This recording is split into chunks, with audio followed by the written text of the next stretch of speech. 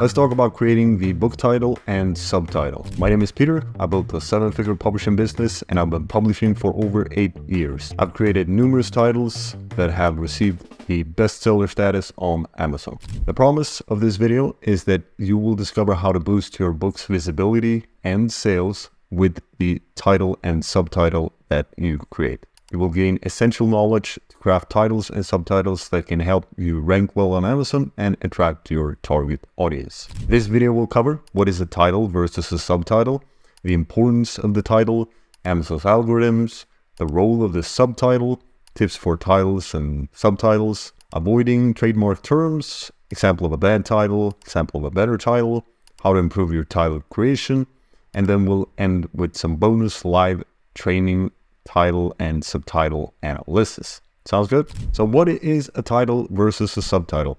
So a title is the primary thing that people will see. Let's take a practical example. So for example, if we search for dog training, we see here, this that is in big font is the title. And you can also identify the title by looking at what comes before the colon. So puppy training book for beginners, that's the title. And then what comes after is the subtitle. Same here. Dog training for beginners, that's the big text, and then what comes after is the subtitle. So the subtitle is a smaller text beneath. And it's the first impression for potential readers, and it's key for ranking in search engines. And the title should be clear and concise. And the subtitle, it supports the title with additional details. It clarifies the book's content and value, and it can contain keywords to improve searchability further. And it enhances the reader's understanding of the book that you've created, and it also creates more interest if you do the subtitle correctly. So let's go over the importance of the title. Always create the title before the manuscript. This is something that I think a lot of people don't think about, but we want to make the title before we write the book so that we can include certain things in the book in accordance with the title and subtitle that we create. So it's the second thing that people notice after the cover, and it helps the book rank for certain search terms. We will go deeper into this soon. So the Amazon's algorithms, Amazon is a paid search engine. So just like Google, it's a search engine. If you search for certain keywords, certain things will show up. The difference is that Amazon is a paid search engine, which means that people have their credit card and they're ready to buy things. They are not looking for information. They are looking for products to buy that maybe contains information if they're looking for books.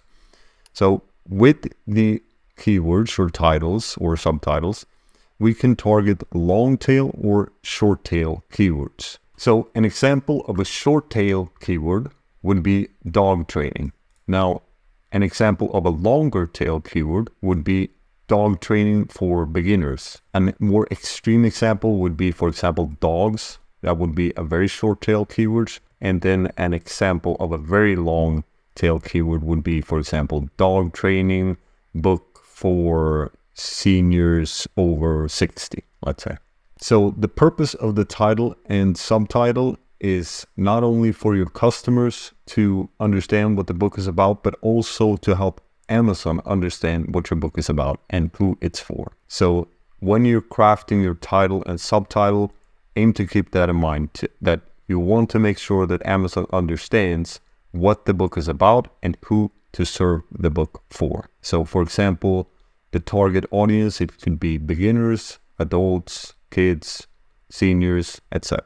So the role of the subtitle is that it helps readers understand the unique value of your book, and it should be compelling and ideally contain some keywords. It's not 100% necessary, but if we can put some keywords there without killing the flow of the title or making it sound weird, then that is, of course, something we want to do. Balance between keywords and appeal. We don't want to keyword stuff our subtitles, so trying to rank for as many keywords as possible, and we want to also make it appealing. So that means that it's clear people are interested in what the book is about, it piques their interest, etc.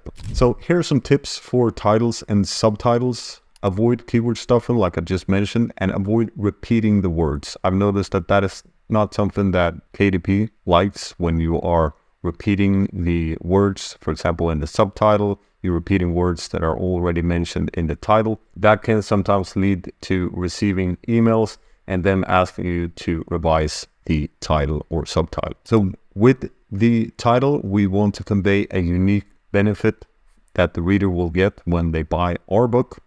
And you want to avoid overly clever titles. And the reason for this is because we want to make sure the reader understands what the book is about as quickly as possible, because they will only spend a split second or maximum 3 seconds to read the titles.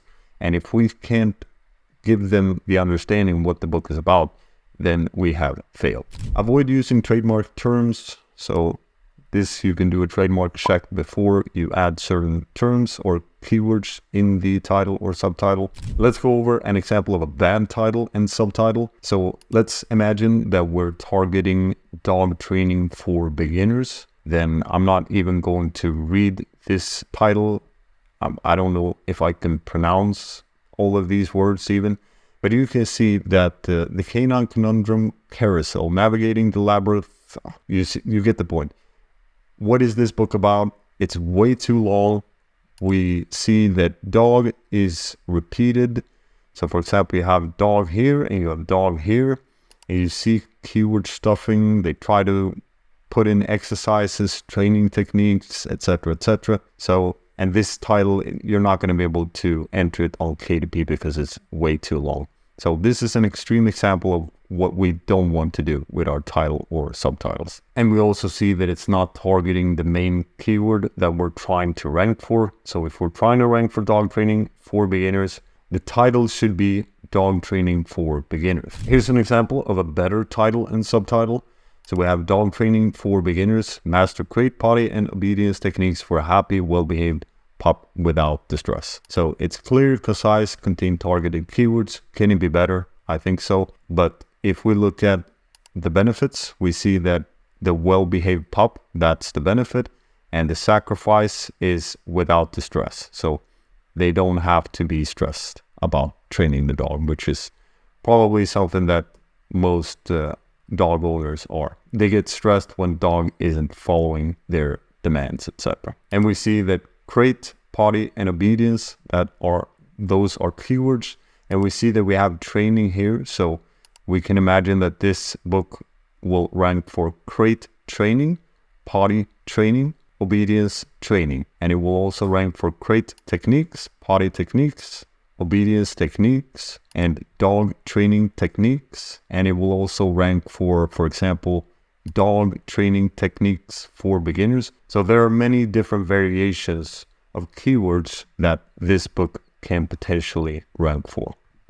So how do we improve our title creation? I advise that we study successful versus unsuccessful book titles. So we look at the rankings of the books and we see, why did this book sell so well? Or why does this book not sell so well? And see if we can find the reason for this in the title or subtitle. Sometimes it may be the cover, sometimes it might be something else. However, the titles and subtitles often play a role. And we can learn copywriting to get better at creating titles and subtitles. So copywriting, it's about understanding what the readers or what the customers want, and then conveying that in a compelling way. And ideally, we want to give the buyer some sort of benefit. So for example, increased status, more money, saving time, saving energy, etc., etc. So let's do some spontaneous live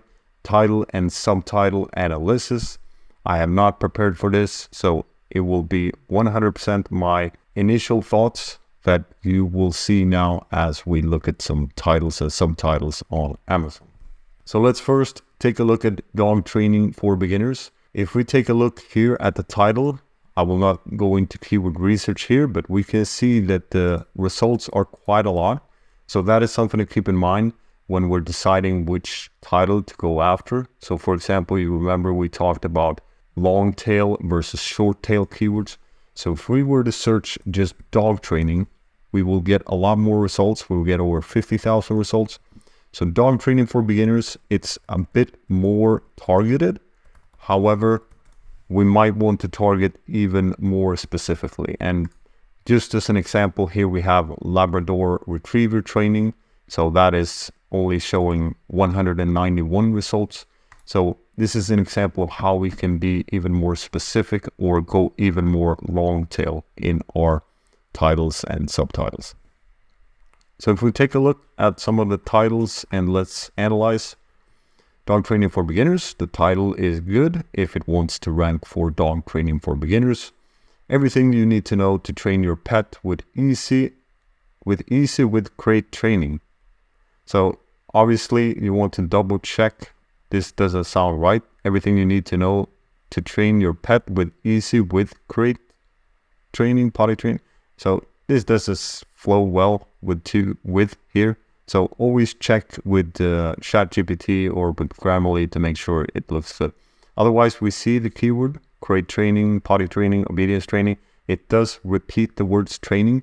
So sometimes when I publish titles like this, it leads to issues with KDP. So I would advise against repeating words like this. Let's look here, Ultimate Puppy Training for Beginners. Train in just 4 weeks. So here we see the benefits of 4 weeks. So that is a unique benefit because people want results quickly. So if you can have something like this is a relief of the sacrifice, and the benefit is not really clear. However, the book sells well, as we can see here. Beginner Dog Training Guide, how to train a super dog step by step.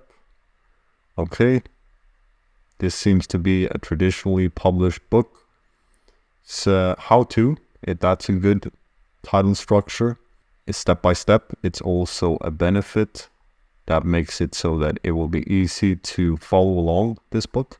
Dog Training 101, step-by-step, we see again, happy, well-behaved dog. That's a benefit. So a lot of these titles are short and to the point. And that has certain benefits to it. So it might be hard to always get a reduction of the sacrifice while keeping the subtitle short. Let's look at some other examples. So let's say keto diet. Here we see the best-selling one, 30-day plan. So again, it's a time-specific book, which is a benefit. 30 days, that's not too long. It's something that people would be willing to invest time into. We see benefits: lose weight, balance hormones, reverse disease, your essential guide to living. This one is very basic, but it sells very well. And again, we see keywords. So here the keto diet is the main keyword. We see ketogenic diet for beginners as the main keyword. Here we see a more long tail title. So keto diet after 60. And the subtitle is also longer. We see clear benefits, aging backwards, and adding years to your life. So all these are keywords: meal plan, keto desserts. Here we see a unique benefit included in the title. So 5-ingredient ketogenic diet cookbook. That is a reduction of the sacrifice. When I'm cooking, I don't like to have a lot of ingredients because that means I need to create a big shopping list. So obviously this is a benefit and it's a unique angle. So we want to see if there's something we can do to have a unique angle, ideally with our book, so we can stand out. Here we have some more keywords: low carb, high fat, recipes is a keyword. Keto diet cookbook, delicious recipes, lose weight, balance. Okay, so it's the same book, looks like almost.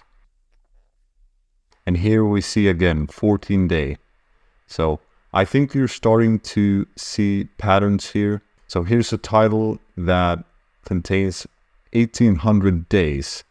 Now for this one, I'm not sure what this means because I don't think it means 1800 recipes. So, but obviously this book sells very well.